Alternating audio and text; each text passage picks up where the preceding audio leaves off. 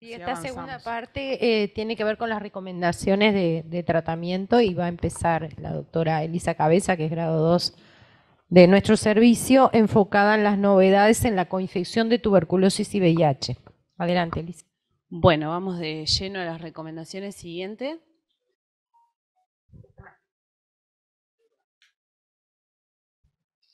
Bien, una de las primeras recomendaciones que queríamos discutir es sobre la dosificación del tratamiento antituberculoso. Esto es sobre todo enfocado en pacientes con coinfección con VIH.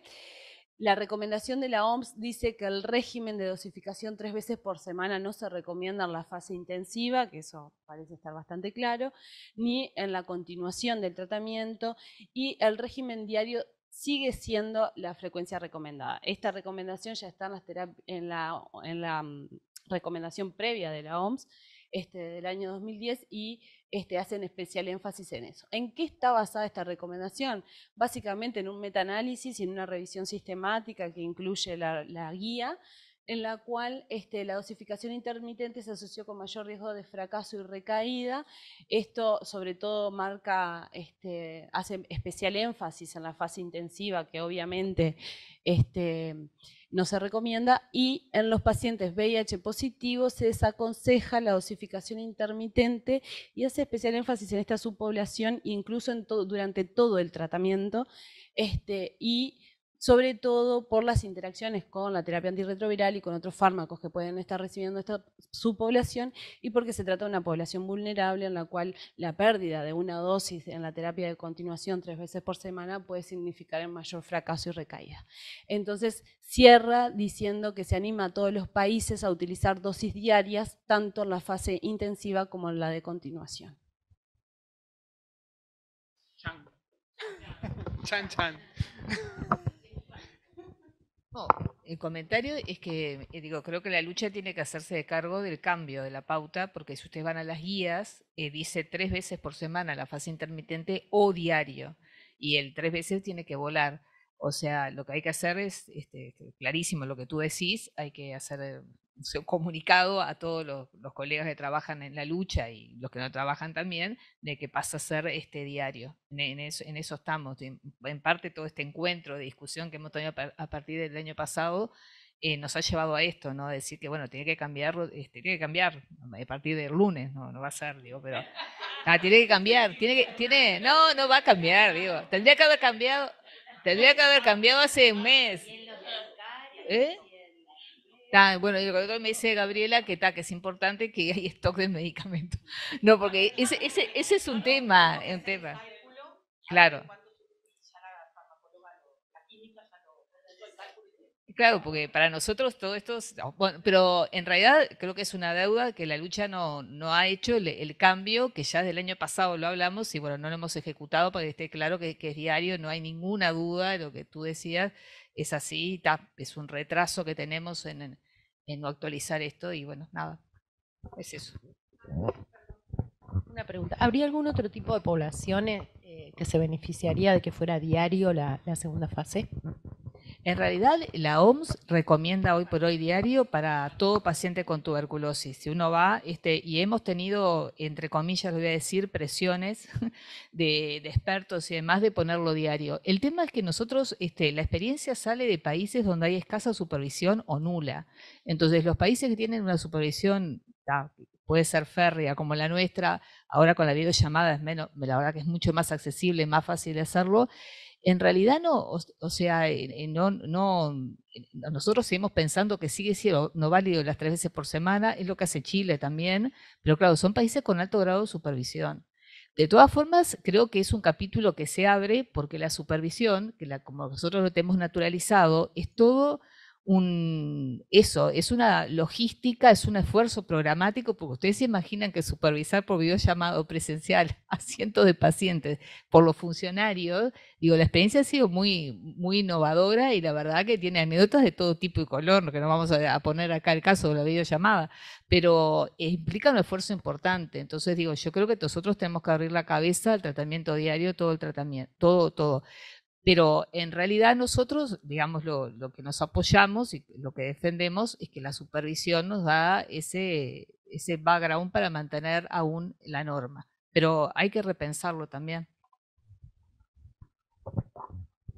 Y en la opinión, una pregunta, en la opinión tuya, Mariela, bueno, o de algunos de los demás que tienen mucha experiencia en la situación epidemiológica en la que estamos, o sea, ¿tiene peso en esto de definir, teniendo en cuenta que es supervisado en Uruguay el tratamiento y efectivamente supervisado, ¿no? Cuando está en tratamiento, pero digo, con eso, o sea, tomando estas tres variables, ¿no? La situación de aumento de casos, esa posibilidad que tenemos de hoy, bueno, supervisión. O sea, ¿tendría impacto positivo en la tasa de curación eso? O sea, ustedes piensan, es una opinión, ya sé. No, está bien, pero además de eso, nosotros esto lo hemos venido pensando, van a haber otras poblaciones de riesgo en que le vamos a incorporar VIH, no hay duda, eso seguro que es como dice Mariela, ya se va a cambiar la pauta, en niños también, son poquitos casos, o sea que tampoco es un gran esfuerzo. Pero para lo que vos decías, tenemos analizado cuáles son, porque acá lo que nos preocupa es el abandono, ¿no? Porque justamente ya subirle tantas idas al lugar es lo que aumenta. El score de riesgo de abandono que creamos hace 3 años más o menos, evidenció bien cuáles son las poblaciones de riesgo que más abandonan. Entonces, ahí lo que implica es un soporte, que es lo que habla la OMS ahora del tratamiento integral. No es exclusivamente lo medicamentoso, la supervisión sigue teniendo mucha importancia, pero el soporte social que tiene ese paciente, porque ya sabemos que es el que va a abandonar, o sea que en ese que se beneficiaría de lo diario, es justamente el que sabemos que va a abandonar. Entonces, hasta que consigamos un soporte social que permita el acompañamiento de ese paciente de otra forma, yo creo que no va a impactar por más que lo pasemos a diario. Vamos a seguir igual. Pero en grupos de riesgo, como dijimos, VIH, eso seguro.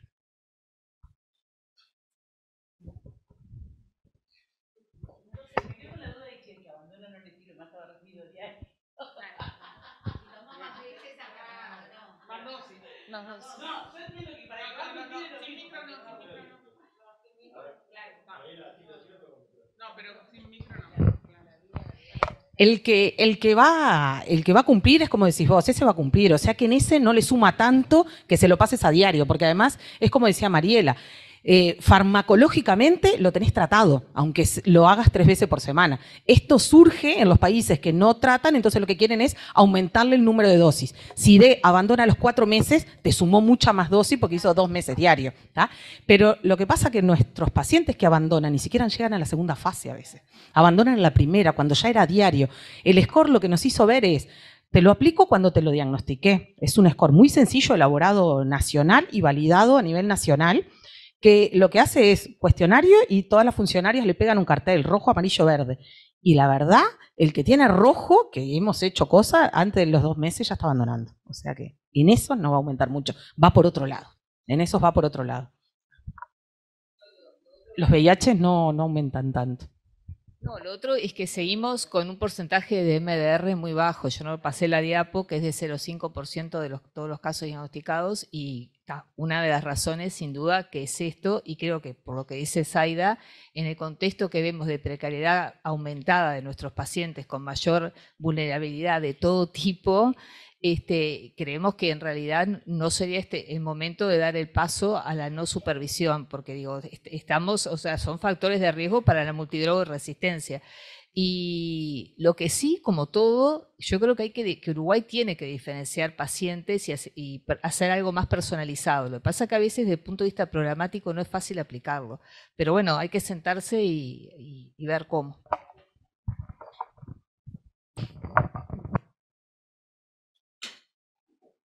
Bien, continuamos entonces.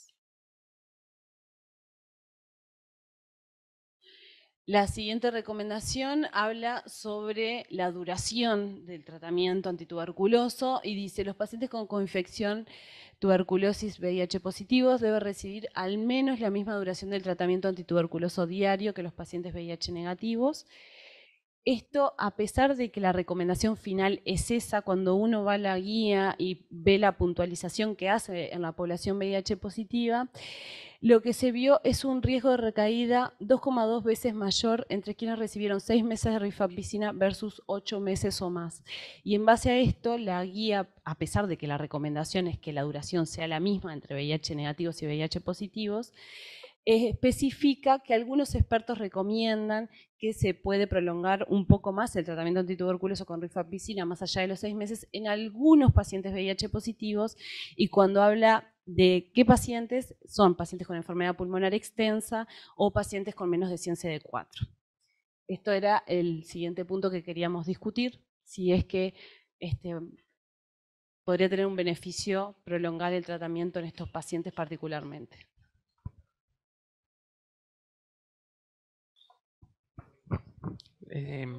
Tiempo de tratamiento. Mariela, sí. Decir que eso está en las guías, y eso lo acordamos con ustedes cuando hicimos el capítulo y sigue vigente, que los pacientes con menor de 250 CD4 VIH positivos llevan 9 meses de tratamiento. En realidad, cuando uno va de literatura, Susana Desmentime, en todos lados está que hay que hacer 6 meses, 6 meses, 6 meses. Nosotros seguimos con una perspectiva por el lado de lo que tú estás diciendo, y me alegro, yo no desconocía este trabajo, necesitan trabajos que apunten a que hay una subpoblación de personas con VIH que se benefician de un tratamiento más prolongado. Eso en realidad está vigente. Por un lado, porque a veces tienen formas avanzadas de tuberculosis, tienen formas extrapulmonares y que van a 9 meses y 1 año, pero solo el nivel de CD4, aunque fuera una forma mínima, si es menor de 250, es 9 meses. Acá, me alegro de este trabajo que citás, porque bueno, nos está dando un poco la razón, una práctica que instalamos ya. Hay una pregunta, un pedido de Graciela Pérez de si podemos compartir el score que mencionó Gabriela, porque capaz que está bueno tenerlo, conocerlo y saber si nosotros podemos tener ese dato. Es interesante, más allá de que la lucha lo haga. Continuamos.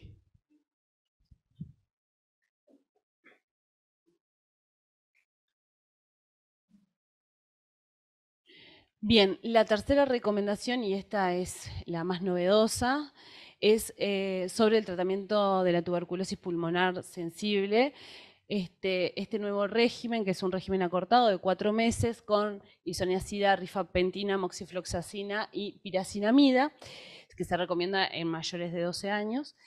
Esto se basa en el Study 31, que fue un estudio internacional multicéntrico randomizado, en el cual básicamente pacientes que tenían diagnóstico de tuberculosis pulmonar confirmada con frotis y cultivos positivos, hubo 2 brazos, un brazo de tratamiento que recibió tratamiento convencional y el otro brazo que recibió rifampicina, moxifloxacina.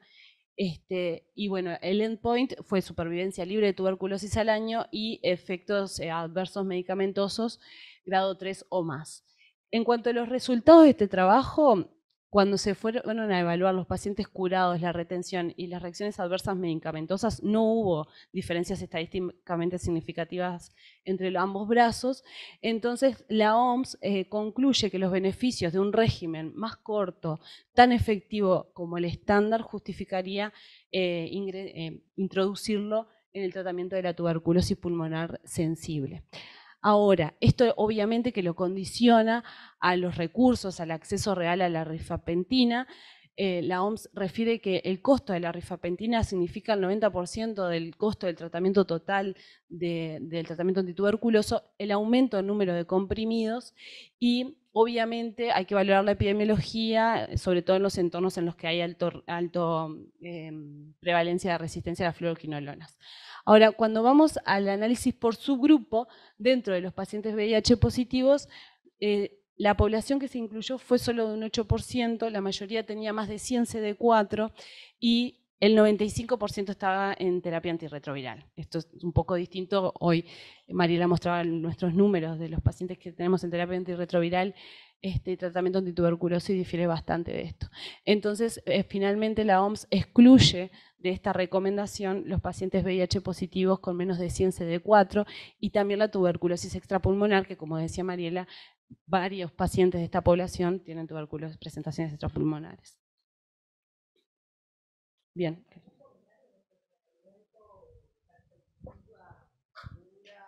Perspectivas. Sí, que además En realidad esto, por suerte además, venimos con la profesora Pires del Congreso de Infectología Pediátrica que terminó ayer, el argentino, y bueno, este tema también se discutió y es una cuestión de costos.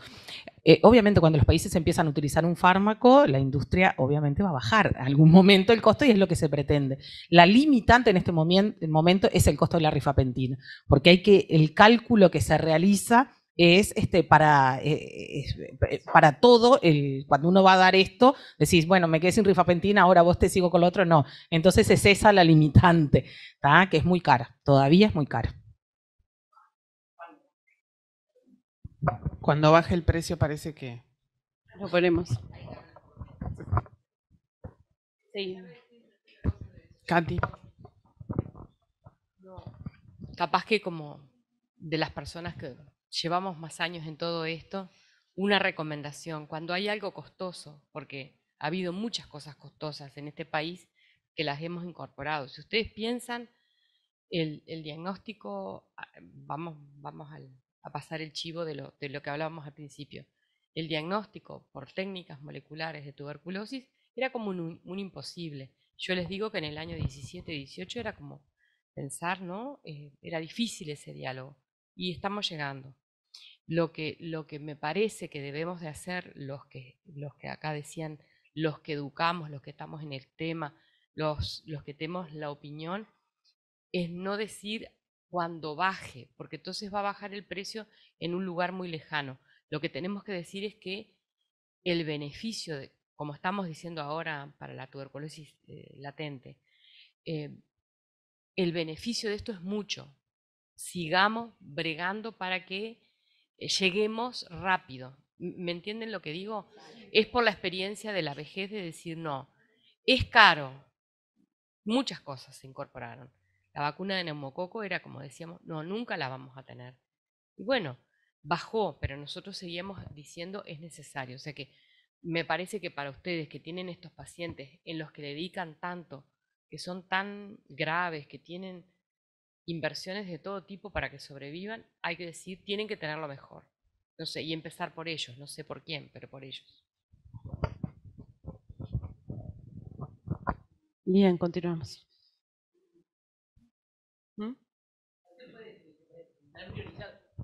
No, creo que la visión siempre es interesante porque además no todos los medicamentos bajan de precio, incluso hay experiencias internacionales de medicamentos que han subido de precio con el aumento del costo. Medicamentos que cuando se descubre una nueva utilidad, la industria le sube el precio porque descubre que tiene un nuevo negocio. Entonces, no siempre es esa linealidad. Nosotros con el lopinavir y ritonavir es un medicamento que estuvo, creo que todo el tiempo en el mercado sin lograr bajar el costo efectivamente para la población. O sea, eso creo que, entonces capaz que está bueno pensar en poblaciones priorizadas y decir, bueno, capaz que si el costo es muy alto, prioricemos la población que más se beneficiaría o en la cual pensamos que tiene más lugar. Y en esa población incluyámoslo.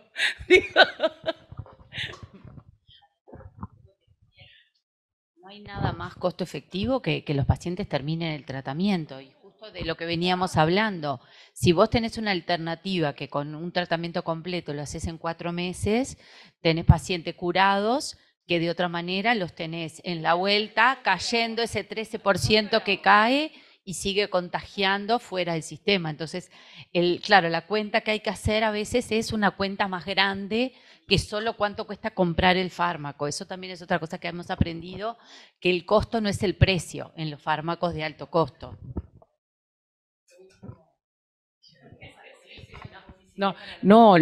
Sí, dejar los pediatras, no terminamos más. No, lo importante además es que todos, es perfecto lo que decían, que todos podamos ir por el mismo lado y mostrar desde todos puntos de vista que el beneficio es incorporarlo, que es como decimos, porque a veces ustedes recuerdan que estos son fármacos que compra la lucha antituberculosa, porque no están abiertos para el resto y a veces desde un lugar de adentro es muy difícil llegar y convencer para que el ministerio mande presupuesto para aumentar, porque sale de ahí, pero si vemos que están muchas áreas convencidas en que esto es así, tenemos que ir todos juntos para adelante, porque incorporarlo es fácil cuando esté. Bien, seguimos. Esta es la última recomendación. La OMS recomienda que en personas VIH positivas la terapia antirretroviral debe iniciarse lo antes posible dentro de las 2 semanas posteriores al inicio del tratamiento de la tuberculosis, independientemente del recuento de linfocitos TCD4. Y esto es nuevo referente a la guía anterior. Obviamente que la excepción a esta recomendación es el compromiso meningio de la tuberculosis, que ahí los plazos siguen siendo los mismos que ya conocemos. Y la OMS, bueno, ha ido variando los plazos de inicio de la terapia antirretroviral, cada vez achicando más, acortando más esos plazos y llegando a la última recomendación en las primeras 2 semanas. A su vez, quiero agregar esto del tratamiento con corticoides, que es algo que se está discutiendo en los últimos años como preventivo frente al síndrome inflamatorio de reconstitución inmune asociado a la tuberculosis. Parte fundamentalmente de este gran estudio que se publicó en el 2018, en el cual hubo pacientes que recibieron prednisona y otros que recibieron placebo, del cual hubo una disminución del 30% de la incidencia de SIRI y disminuyó también el uso de corticoides como tratamiento del SIRI en un 53%, si bien no hubieron cambios en la mortalidad ni en la hospitalización. A su vez, hay otro subestudio que me pareció interesante, dado que tenemos a los compañeros de neumología. Este subestudio es un subestudio del anterior, que en realidad evalúa la función pulmonar dentro de aquellos pacientes que recibieron prednisona como preventivo frente al SIRI, y lo que se concluyó fue que los pacientes que en las primeras 4 semanas había un beneficio entre aquellos que recibían prednisona en el test de la marcha, los 6 minutos, y en la espirometría cuando midieron determinadas la capacidad vital forzada y el BEPS-1. Entonces, por lo pronto lo que concluye este estudio es que en las primeras 4 semanas podría llegar a haber también un beneficio, además de la prevención del SIRI en pacientes, siempre hablando en pacientes VIH positivos, ¿no? Con menos de 100 CD4. Los 2 estudios son con menos de 100. Muy bien.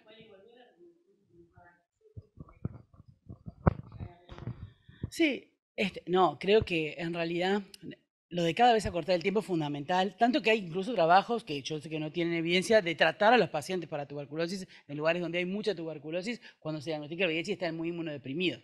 Digo, no a la infección latente, a la tuberculosis, porque que no han mostrado evidencia, pero digo que acortar el plazo es muy importante. Nosotros antes a veces postergábamos mucho el inicio del TARP y eso me parece que es fundamental. El SIRI es verdad que con la tuberculosis es con lo que más vemos el síndrome inflamatorio de reconstitución inmune y eso a veces genera mucha morbilidad y además muchas dificultades porque en una situación de derrumbe inmunitario es muy difícil saber si lo que le está pasando es solo tuberculosis o tiene otra infección que puede además ser de mucha gravedad en esa circunstancia de tanta inmunosupresión.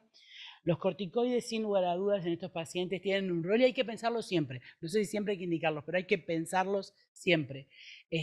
Yo creo que ese estudio da una base como para poder indicarlo siempre y es fantástico porque es un trabajo que muestra que usar corticoides ahorra corticoides. Digo porque parece contradictorio, pero termina siendo lo que demuestra el trabajo, que poner precozmente la corticoterapia termina haciendo que uno use menos corticoterapia. O sea, que el miedo de alguna manera, agregarle otro fármaco con sus potenciales efectos adversos también, creo que claramente logra mostrar beneficio en este subgrupo particular de pacientes donde el síndrome inflamatorio de reconstitución inmune es un problema no menor y que vemos con mucha frecuencia, particularmente en algunas de las formas de tuberculosis. Yo el subtrabajo que habla de la función pulmonar, la verdad que no lo conocía ahora que con Elisa, y creo que podría ser capaz que incluso un beneficio adicional. Tengo varias, primero la palabra a Sofía y Susana. Antes voy a decir algo porque tenemos muchas personas conectadas y que la evidencia científica que muestra que el inicio precoz del tratamiento antirretroviral, una vez diagnosticado el VIH o diagnosticado el VIH con un oportunista o ya a esta altura tiene muchísimos años, en realidad más de una década, y impacta directamente en la mortalidad. En el año. Es como, digo, para el resto de los que no son de esta disciplina, ¿no? Como tener personas con infarto y no ponerle aspirina, no ponerle IECA. Así es no ponerle tratamiento antirretroviral a alguien de forma precoz con la mortalidad al año. Digo porque esto, está bien, está basado en estos estudios, etcétera, y son nuevas recomendaciones, pero nada, está bueno Susana y después Sofía. ¿Vos querés decir?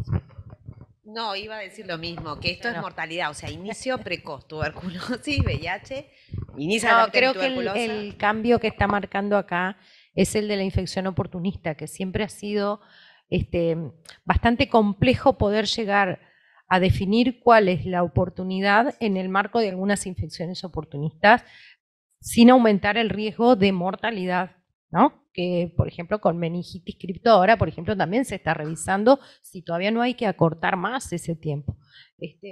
Con tuberculosis meningia parece estar claro que todavía no lo podemos acortar, porque el SIRI que provoca puede llevar a la muerte del paciente. Entonces, lo más difícil para nosotros, creo, como infectólogos, es que tenemos una alta proporción todavía de diagnósticos tardíos, donde está clarísimo que si yo le puedo empezar el TAR el mismo día, es diagnosticar y tratar, le va a cambiar el pronóstico, pero que además tendría que tener las posibilidades de acceder a ese paquete de intervenciones para diagnóstico tardío, que es hacerle el XPER, hacerle la placa, hacerle el antígeno de cripto en la orina.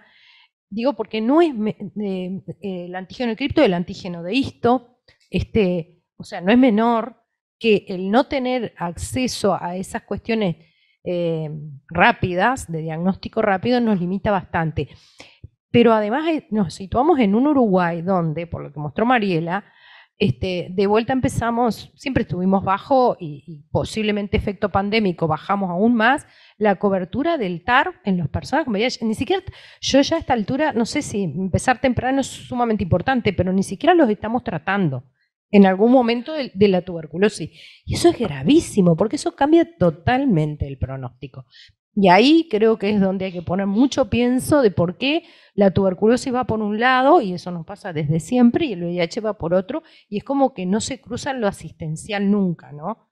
Y por último, porque no me quiero olvidar, porque después viene lo de diagnóstico, cuando hablamos de accesibilidad al diagnóstico, yo celebro todo lo que está aumentando, lo que dijo la ministra, que hay más lugares para hacer XPER y todo lo demás.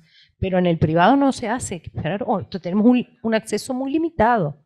O se le transfiere el costo al paciente. Entonces, y en el privado hay tuberculosis, también la gente tiene tuberculosis. Entonces, yo digo que lo que está faltando para la accesibilidad, más allá que el programa tuberculosis siga incorporando equipos y lo vaya llevando a todo el país, es que sea una prestación obligatoria de las instituciones, como tantas otras que venimos tan atrasados con la incorporación de prestaciones en las instituciones, de fármacos, de prestaciones, o sea, que no le transfieran el costo al paciente, porque no vamos a eliminar la tuberculosis cuando no estamos teniendo en cuenta lo que hoy decía Gabriela, que es el sostén social, y esto es parte del sostén social, asegurar el acceso y la equidad.